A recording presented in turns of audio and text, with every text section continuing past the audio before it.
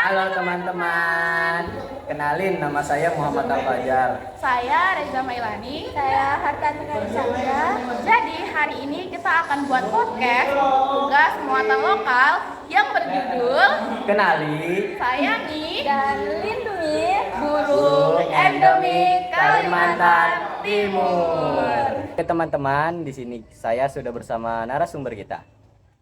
Saya Reza. Saya Hartatik. Ya, kita siap ditanya-tanya kok. Kalian tahu nggak sih tentang Bangau Tongtong? Kita mungkin dengar aja dari media-media ya nggak sih tentang nama ilmiah Bangau Tongtong itu kalau nggak salah Leptophilus javanicus. Itu juga kalau kita tahu tentang ciri-ciri Bangau Tongtong itu punya ukuran yang besar, paruhnya itu lehernya itu panjang, terus dia itu warnanya hitam dan banyak banget ditemuin di sawah-sawah nggak sih? Ya, habitatnya terutama di rawa, hutan mangrove, sama daerah pesisir. Apa sih peran dari Bangau Tongtong tersebut? Dia menjaga keseimbangan ekosistem ya, khususnya dengan memakan ikan, katak, dan hewan-hewan kecil.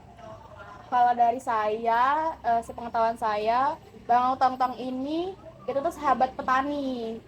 Jadi Bangau Tongtong ini kalau di sawah dia itu suka makanin tikus-tikus sama hama-hama kecil.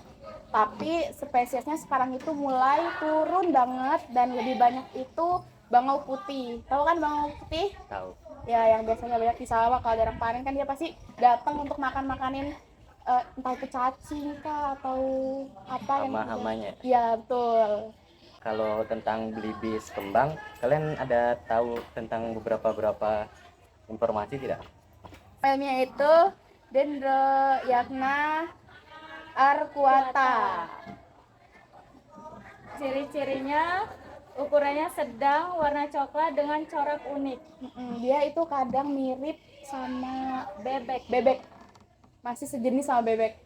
Jadi kakinya juga mirip sama bebek gitu. Ya, Ya, kaki dulu tuh mirip kan sama bebek dia. Kalau makanannya? Makanannya itu tuh dia kayaknya makan biji-bijian. Biasanya juga belibis itu di apa itu namanya dijadiin hewan ternak nggak sih? Soalnya di tempat saya itu ada orang dia melihara belibis, tapi bukan belibis kembang, tapi tetap sejenis lah. Itu tuh dipelihara dan makan itu kadang dedak, tahu kan? Tahu. Ancaman apa sih yang dihadapi sama kedua burung tersebut? Untuk ancaman, kalau kita tahu sekarang itu perburuan liar. ya perburuan liar, terus habitatnya tuh juga terancam punah. Kalau upaya pelestariannya itu gimana? Upaya pelestarian kita sebagai siswa apa kayak mana? Sebagai siswa. Kita sebagai siswa itu kita cuma bisa mampu sosialisasi aja sih sama masyarakat tentang kenapa kita harus peduli lindungi burung endemik. Kita berbuat banyak karena kita masih siswa gitu. Kalau peran pemerintah? Pemerintah saat ini itu peran pemerintah kita bisa lihat tuh di media-media. Misalnya mereka membuat lahan baru, reboisasi, ya nggak sih? Reboisasi itu Sama juga. jangan mencemari lingkungan. Ya, Akhiri podcast ini, saya ada 3 pertanyaan untuk kalian. Kalian bisa mengerjakan di buku ini. Oke. Saya akan bacakan soalnya. Apa saja faktor-faktor yang menyebabkan ancaman terhadap keberadaan burung belibis kembang dan bangau tongtong di Kalimantan Timur? oke. Sudah? Sudah. Untuk nomor 2, bagaimana upaya pelestarian yang sudah dilakukan oleh pemerintah atau organisasi terkait? Sudah? Sudah.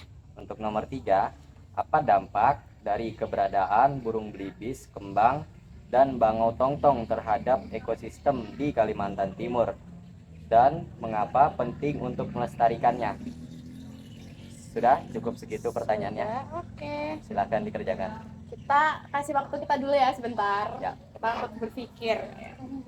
Oke, jadi di sini kita udah dapet jawabannya dari ketiga pertanyaan yang kamu kasih nih. Pertama, apa saja faktor yang menyebabkan ancaman terhadap keberadaan burung belibis kembang dan bangau tongtong di Kalimantan Timur? Benar kan soalnya? Benar. Jadi ancamannya itu untuk perusakan habitat, itu pembukaan lahan untuk pertanian, mengurangi habitat alami dari burung. Terus ancaman yang kedua itu adanya perburuan. Nah, itu tuh menyebabkan burung-burung ini masih diburu secara ilegal sampai sekarang. Terus faktor yang ketiga itu karena ada pencemaran. Contohnya tuh kayak pencemaran air dan tanah merusak ekosistem mereka. Yang terakhir itu adanya perubahan iklim, yaitu perubahan cuaca mengganggu lingkungan alami dari burung ini gitu. Untuk yang tadi tentang pencemaran air, saya izin bertanya, Ya. itu yang faktor penyebab air tersebut dapat cemar, itu apa faktor penyebab? Seperti kalau misalnya di sawah nih ya, biasanya kan petani-petani itu sering buang racun ke air. Kayak gitu yang menyebabkan airnya itu tercemar. Sama juga aliran dari masyarakat. Limbah juga nggak sih? Ya. Limbah dari pabrik itu juga kadang kan dibuangnya ke sungai. Ya. Ya kan, itu yang merusak. Setuju. Boleh lanjut nomor 2. Nomor 2 bisa dibacakan.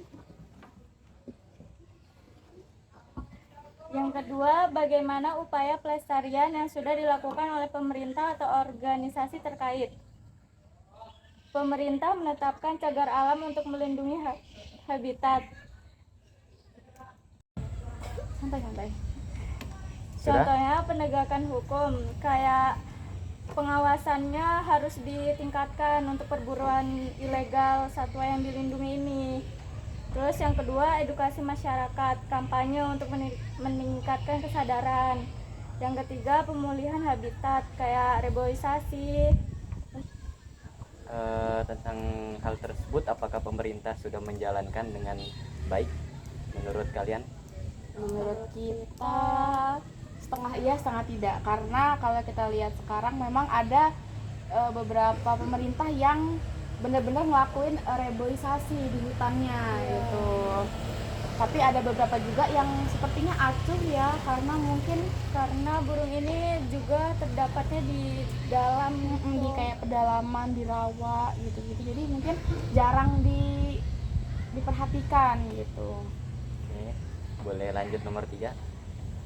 Oke, nomor 3, tadi untuk soal apa dampak dari keberadaan burung belibis kembang dan bangau tongtong terhadap ekosistem di Kalimantan Timur dan mengapa penting untuk melestarikannya? Apa betul pertanyaannya seperti itu? Betul. Oke, jadi untuk jawabannya,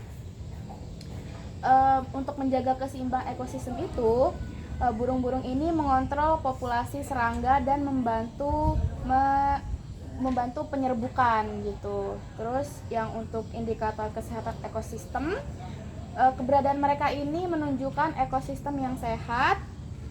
Terus untuk pentingnya untuk konservasi itu, pelestarian burung ini menjadi keseimbangan alam dan mendukung spesies lain. Karena kalau misalnya kita lihat kedua burung ini tuh punya peran masing-masing nggak sih untuk kehidupan, ya kan, untuk biar ekosistem kita ini seimbang gitu. Kalau boleh tanya, kalau ketika burung tersebut punah, apa yang terjadi? Kalau burung tersebut punah itu, kalau untuk bangau tongtong nih ya, bangau tongtong kan tadi kalau kita ulik lagi kan dia itu sahabat petani kan dia.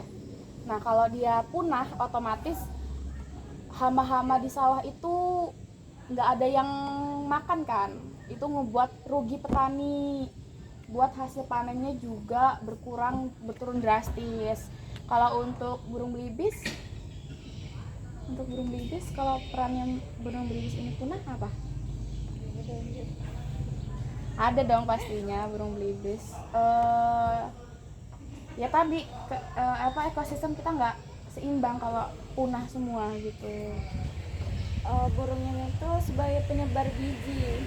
Jadi kalau dia nggak ada, Ya siapa yang mau menyebarkan Iya. biji-biji di utara kan? Gitu. Mungkin cukup podcast dari kelompok kami.